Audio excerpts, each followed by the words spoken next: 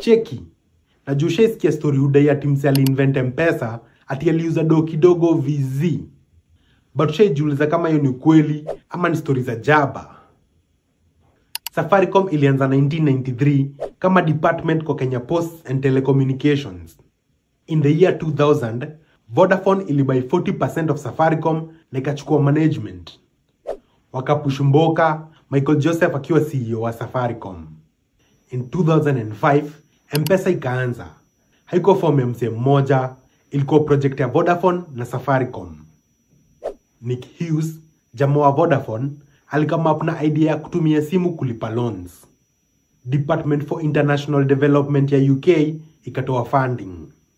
Suzy Loni alichukua idea ya Nick Hughes, akaichora vifiti na akatengeneza system ya mobile money ya kutuma na kureceive dough directly kwa simu.